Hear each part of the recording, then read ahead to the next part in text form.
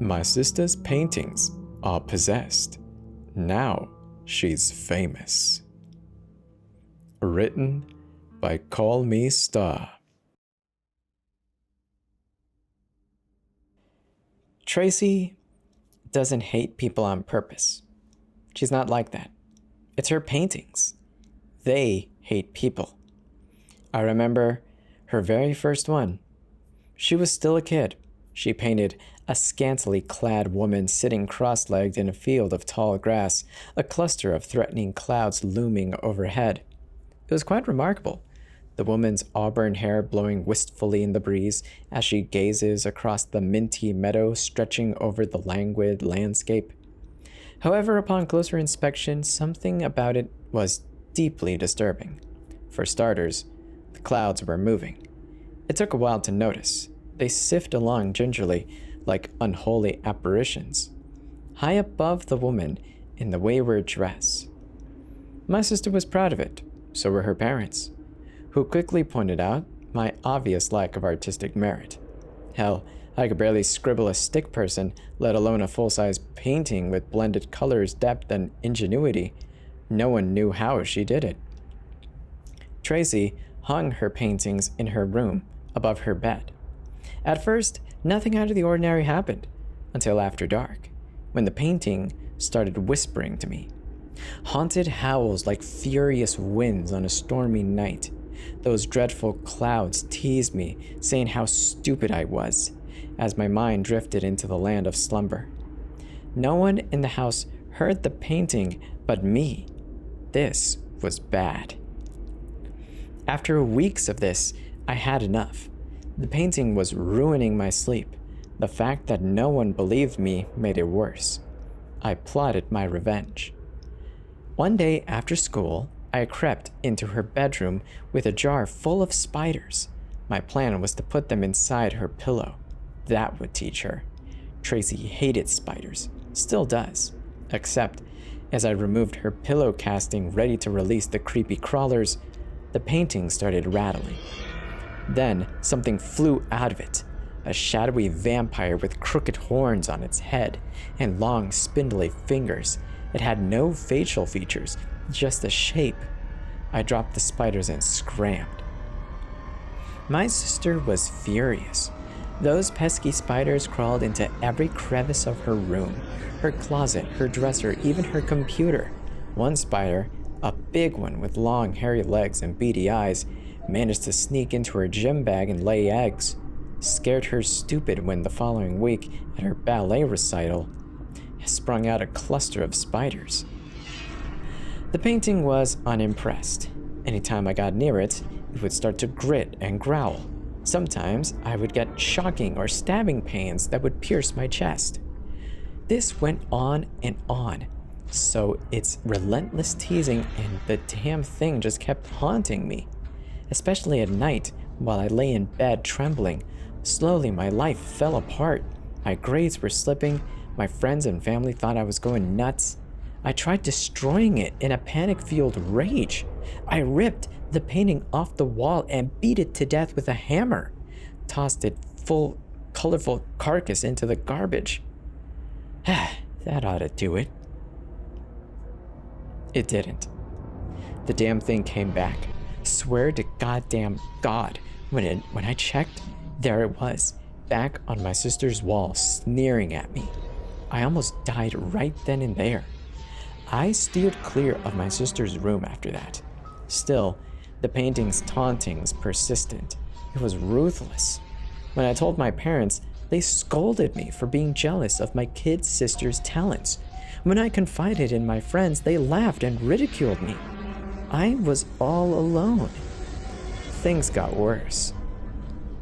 That summer, my baseball team was in first place, looking to win the championship. It was the first night before the big game. I was pitching. The damn painting wouldn't let me be. As I was falling asleep, I felt something laying on me, pressing against my chest. When I heard my name, my eyes snapped open. The shadowy figure inside the painting was hovering over me, whispering nasty phrases into my ear, telling me how much I sucked, that my team would lose and that everyone would blame me. Sure enough, that's exactly what happened. I swear to goddamn God, I'm telling the truth. Needless to say, I didn't speak to my sister for the remainder of the summer. High school was starting to fall, and I was hoping to leave this all behind me. To my chagrin, she began painting again. My parents were pleased. They bought her the finest paints that money could buy. My sister was thrilled. She painted fast and furious. When she finished her new painting, I nearly died. It was another landscape, only instead of a field, it was a silver-laced city clad with tall buildings towering over tiny ant-like beings below, a speck of light seeping through the shimmering skyscrapers. It was good, I'll admit that. The way the busted neon signs hung sideways in the distance, and limp, lifeless bodies, while busybodies paraded along the sultry streets of who knows where. She hung it in the living room, next to the TV for all to see. My parents were so proud. They invited all their friends to come and gaze at its marvelousness. Everyone loved it. She was the toast of the town. My resentment grew like a fungus. I hated the damn thing. Something about it gave me the creeps, and for good reason. I ignored it out of spite and fear, until one night after a hectic day at school, I sat down to watch a movie. I forgot which one. My parents were out with my sister. She had a ballet recital, which I refused to go. Hey, Zach. The painting said, surprising the hell out of me. You suck. I snapped my attention away from the TV. The painting was trembling like an angry mother, making low, gurgling noises. A light flickered inside one of the tall buildings. A face appeared into the window. It was the ugliest face that I had ever seen. Its eyes were big black holes, its teeth pearly white, sharp as swords. It had horns on its head like the devil. It leapt out of the painting, scaring me stupid, and the shadowy figure flew across the room fast as a fox, then dissolved into nothing. I screamed. Then I beelined it to my bedroom, slamming the door behind me. It's just my imagination, I told myself, over and over, curled up my bed, underneath my sheets, quivering. I was 16, too old to believe in boogeymen, but young enough to be scared half to death. The following week was spent contemplating my next move, which wasn't easy. I had no one to confide in. People already thought I was crazy, and I didn't want to prove it. I tried searching online, but soon gave up. Too many rabbit holes. I was staring at a crossroad. The things were escalating. The two paintings are combining forces and gaining strength. Sometimes while sleeping, I would hear them chattering back and forth, grabbing on about how much I sucked and how ugly and stupid I was. Their voices were deep and guttural like evil game show hosts. Sleep was non-existent. The damn paintings wouldn't shut up. On and on they rambled through the night, plotting ways to ruin my life. No one seemed to notice. I was coming unglued. I couldn't take much more of this. It's time for revenge. One night, while my parents had taken my sister to the mall, I tiptoed across the living room, clutching my father's X-Acto knife. My knuckles were white, my blood boiling like hot soup. I couldn't hear my heart beating underneath my t-shirt. I knew this would land me in a whole heap of trouble, but I did not care. This was it, now or never. I would deal with the consequences later. With gritted teeth, I plunged the knife into the painting, and it shrieked like a crying, dying dog. I stabbed the wretched thing again and again, tearing it to shreds. The painting pushed back, knocking me off my feet. As I fell, the knife flew from my fingers, cutting me badly, staining the carpet a deep crimson red. I fled to the washroom, trying not to get blood everywhere. After cleaning my wounds, I returned back to the living room with shaky hands and wobbly feet. I had cleaned the blood-stained carpet, or my mother would kill me. Panic attacked. Tears trickled down my cheeks like a freshly flowing stream. "You can do this," I told myself, sobbing. And what happens next still haunts me.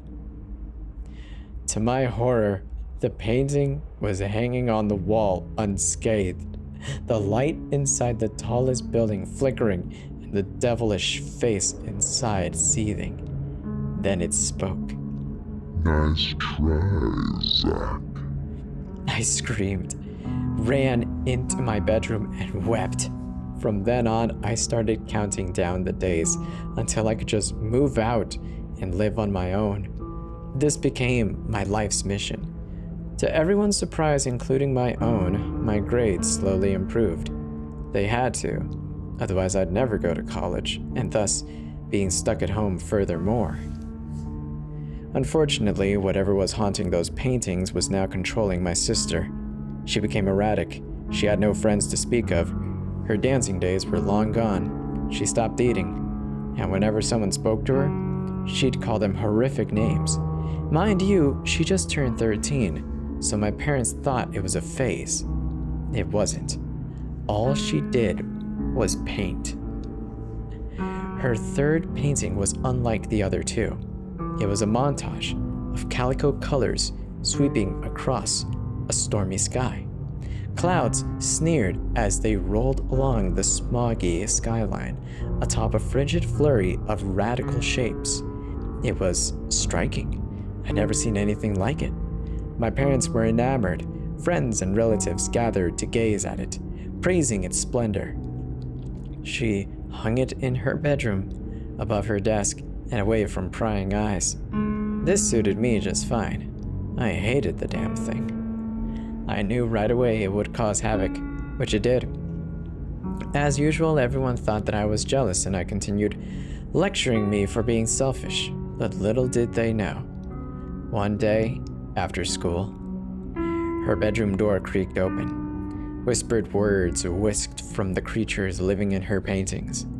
At first, I thought it was coming from outside. Maybe the kids next door were playing in the yard. And then, it spoke my name, beckoning me. Against my better judgment, I poked my head inside for a peek. Her room was coffin black, and it smelled like a corpse. The room started shaking. The floor trembled. My sister was hovering horizontally above her head, frothing. Her eyes rolled to the back of her head, arms folded on her abdomen. She was in a trance, talking in tongues. I took a tentative step towards her, unable to stop myself. I noticed the paintings rocking back and forth on the wall. A creature flew out of them, forcing me backwards. Without hesitating, I flicked on the lights, and Tracy fell with a thud. Her slitted, bloodshot eyes peered at me, full of venom. The creature spoke. Go away, creep. "Go away, creep," my sister repeated, clearly entranced. I did. Needless to say, I never spoke to her again, except on birthdays or holidays, and even then, it was only a sentence or two. My sister continued to paint while maintaining a life of solitude. Guidance counselors, teachers, and doctors all alike were perplexed. No one knew what to do. She was a freak, but damn, she could paint. By the time she finished high school, the entire house was cluttered with them, each one exhibiting odd behaviors. My parents could no longer deny it. Fortunately for me, I was long gone. College to the rescue. One day while visiting, she'd be about 17, I think, my sister was waiting for me, dressed head to toe in black, her ashen face like an autumn moon, and she was holding a painting. "Here," she said, arms stretched out. She handed me a painting. Shakily, I took the painting, vowing to burn it the moment I got home. The painting snapped like a crocodile, threatening to tear my left arm off. I wanted to hate the thing. I really did. The problem was, part of me liked it. She painted me a painting of me as a young boy. Itching on the mound of green, hand in weathered glove, eyes cold as steel. My hair was blowing in the breeze. A bloodthirsty crowd roared in approval, waving signs and foamy fingers. The smell of Cracker Jacks and freshly grilled frankfurters was pungent. I said thank you and carefully placed it in the back of my car.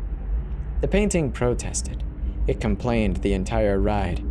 I swear I heard the announcer call me chicken shit coward, and once home, I lit it on fire, tossed it into the dumpster out in the back, and the stupid painting didn't stand a chance.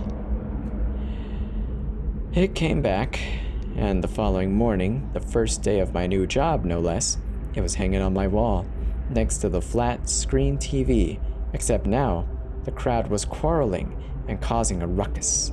As I got closer, someone in the crowd started waving. A shadow emerged.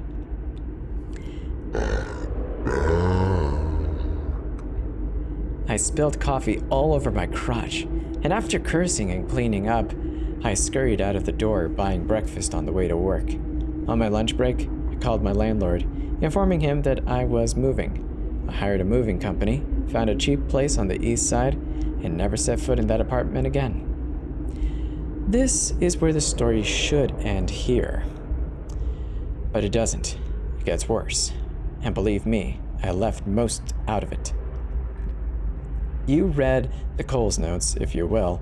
I would expand on this story about 100 pages, easy. Like that time, her painting made my mother spill a glass of red wine across her beige blouse, and right before her board meeting. To my dismay, my mother blamed me. The nerve of these people. She haven't heard my painting snort rejoice of her misfortune, but I certainly did. Or the time my father was in his workroom and the circular saw. Using that saw, Tracy's latest painting was overlooking him. The saw fired up on its own, cutting off his thumb and forefinger. Doctors were able to reattach them, but still. Or how my sister started reading our minds. That was awful. She knew stuff that was impossible to know.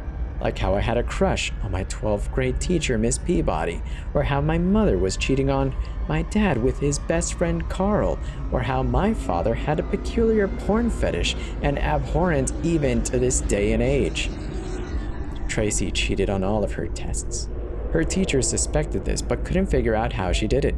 She was an A+ student who never studied a day in her life. Sadly, she remained a recluse. No one liked her, including me. But I'm her brother, and part of me still loves her. The problem is, my sister is famous. Or at least her paintings are. They've sold all over the world. She's made a fortune. You probably have one of her paintings hanging in your home or at your work. Hell, every dental office in America has one. They're all haunted. Tracy is a sin. I can't really say who she is. I'm terrified she'll find out. She'll send over another painting. I shudder at the thought that I'm worried about. You, the reader. You probably haven't put two and two together. That since purchasing one of her paintings, your life hasn't fallen apart. But I'll bet it has. Burn it. Pray it doesn't return. You are cursed. You just don't know it yet, but you will. Her paintings are possessed. Every damn one of them. No wonder everyone gets so agitated these days.